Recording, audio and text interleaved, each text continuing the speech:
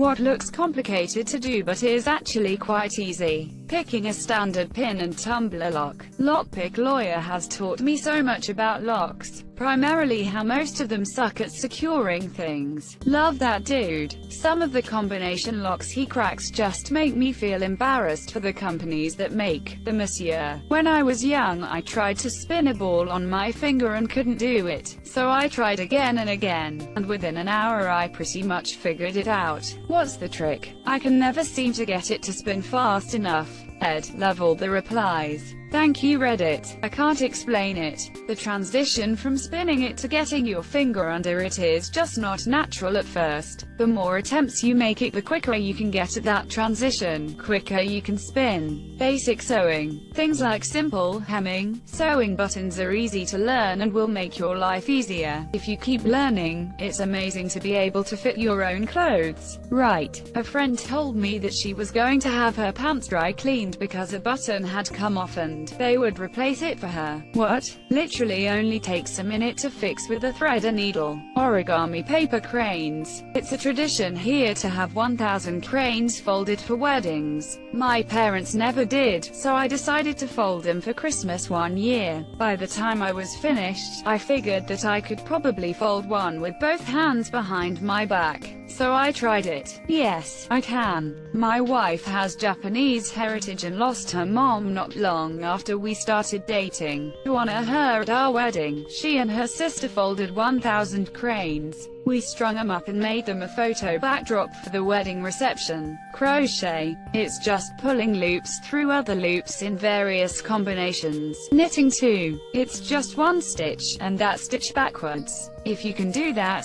you can make almost any knitting piece. Keeping track of stitches, rows, following complex patterns, making clothes that fit and adding embellishments like cabling can be a bit more tricky. But you can do all sorts of cool effects with just knit and purl. It's neat as well to find yourself getting quicker and quicker at completing rows. I knit and people think I'm a wizard even when I'm just doing stockinette. I've given up explaining that it's 99% muscle memory faced with tears of joy. Running a pre-programmed light board for theater plays. It's hitting one button over and over on cue. But have you ever tried programming said light board at midnight when the actors won't STFU and the stage manager hasn't had enough coffee, cigarettes? Active listening. It's just listening to what people say to you and asking questions. You don't even have to ask hard questions. Sometimes you can just say something like, wow, that seems, and it validates how they're feeling and makes them feel like you care. Because trust me, even the most oblivious of people tend to notice when people's eyes glaze over, even if they don't call you on it. And GT, because trust me, even the most oblivious of people tend to notice when people's eyes glaze over, even if they don't call you on it. I agree with everything you say, but I just finished an 8-hour shift on cash and some people are just that oblivious they can't tell that you've fallen asleep with your eyes open or are staring directly through them, monsieur. Tying a tie. Speaking of tying ties, which gives you instructions on how to tie a random tie knot out of 266,682 possible knots. Have fun. Reloaded this for half an hour and yeesh, not a single one that isn't awkward. Whole lot of them leave the narrow end exposed in front, and half the time it's going up the neck. Excel. If you can use basic logic, and know a couple of powerful formulas, you can perform literal magic in the eyes of your co-workers. I don't think I had really done anything significant in Excel before this, but I come up with an idea to make a spreadsheet for a specific problem, monsieur. Spend like a couple hours learning how to make an equation in Excel, how to lock rows and columns. Literally just Google everything. By the end of the day people are calling me a spreadsheet guru. Literally just Google everything. This is me with spreadsheets in work. People think I'm amazing at them, monsieur, but mostly it's just, surely Excel must be able to do this. Google's, here we go. Using a PC. I've worked in a training capacity before and I found that most people's problems are not the difficulty, but rather being intimidated and feeling overwhelmed, especially if you're a bit older and are just now sitting down to learn how to use one. Much like many things, if you take it slow, it's not bad. Once you get the hang of things, it seems silly to have stressed out about it. Yup, one of my cousins is over 80 years old and fell in love with computers and technology only a decade ago. One of my cousins taught him how to use YT, and by watching educational videos he's taught himself so much. Last time I came to visit, he streamed a video recording he had of himself playing the guitar and singing from his tablet to the TV. No one had taught him that, but he even had the Bluetooth speakers set up and was so proud singing along while he showed it to us. He has learned how to edit videos. He keeps a lot of his own lyrics in a Word document and takes pride in filing and organizing all the family photos on his computer using a scanner. Super impressive for a man his age. Meanwhile, my mum calls me almost every week to ask me her password to Netflix or how to delete comment off Facebook. My mom's favorite saying, "I just can't do that, underscore underscore underscore underscore, have you tried, underscore underscore underscore underscore, well, no." Second grade me, learning to read an analog clock. My daughter has made it to 18 without learning to read an analog clock. After a certain point it became a point of pride. She's likely to become her school valedictorian, and she wants to say, "School taught me many things, but not how to read a clock." I remember getting taught how to read an analog clock in elementary school but never understood it. It wasn't until months later that I decided to figure it out myself because it felt important, but school didn't really help. Shuffling a deck of cards. The idea isn't hard, but I got clumsy hands as if I'm a huge puppet or so.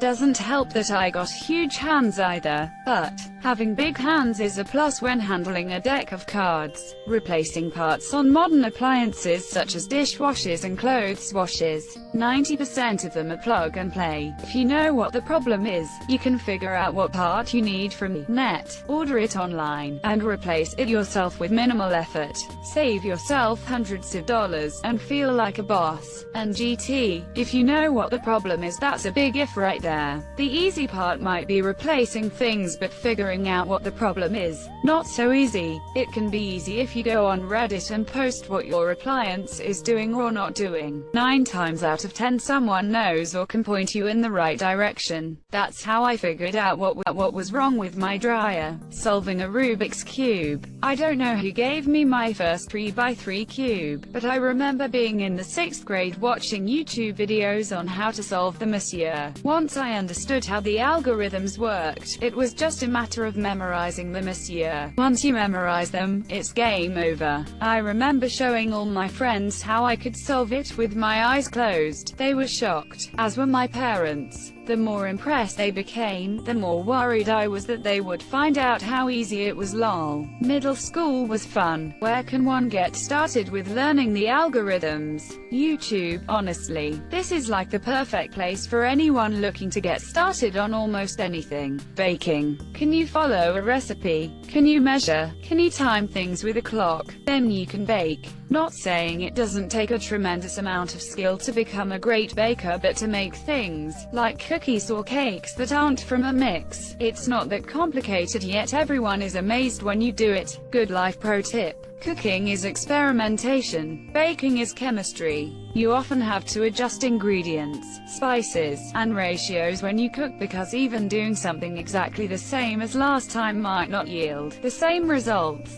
You just have to follow instructions when you bake, or else everything'll get fucked. Not following instructions exactly is how you get those really awful reviews people leave for recipes online. This recipe for angel food cake requires eggs, but I didn't have any, so I replaced them with some yogurt and vegetable oil. It didn't really have the light consistency I'm used to with angel food cakes I usually buy at the store. Copying posts that reached top of the month but slightly changing the question to get gold. You don't enjoy reading. Is it necessary to tell someone? Questions which are reformulated questions from a thread a few hours ago. And GT, is it unethical not to tell my boyfriend I murdered his parents? Up your entire life. Nara, I'm going to bed. Come back here. There's non-issues we need to create problems out of. Embroidery, especially cross-stitch. Looks really neat. Loads of increasingly awesome patterns. Literally only one stitch to learn. Looks complicated but is easy. Rubik's Cube, Minesweeper, disassembling firearms, easy to do but hard to learn. Flying, some types of writing, playing a music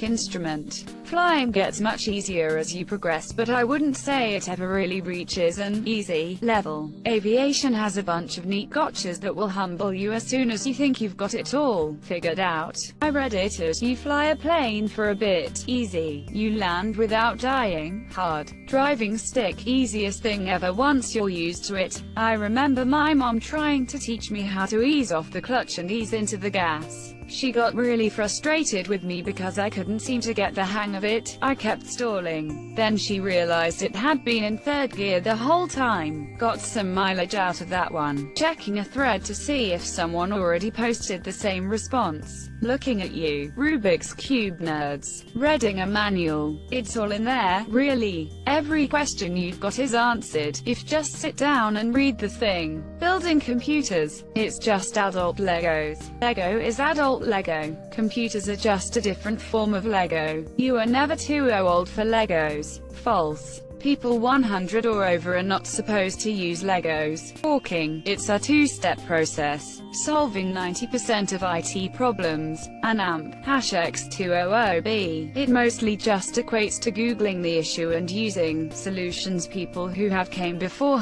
came up with. An amp. #X200B. That last 10% is the tricky part though. Doing your taxes if you don't need to itemize your deductions or use a 1099. They're even easier when you don't do them as year. Being a lawyer. It's 99% admin and filing stuff. If you've ever watched an office clerk work, you're basically a lawyer. Obviously I'm not talking about advocates who go to court. There's some thinking on your feet that happens there, but even then, less than what shows make you think. Mostly just boring document discovery, etc. The big surprise reveals you often see in legal dramas are literally illegal to do in court. Also approaching the bench when not asked by the judge, etc. Mostly a tedious, mundane job, and most lawyers I know are terrified of becoming obsolete because, well, they already kind of are. Source: I'm lawyer. Apparently using your turn signals. Someone did a survey and 1% of people said they didn't use turn signals because it was exciting. WTF. I rode motorcycles and could not believe this, risking other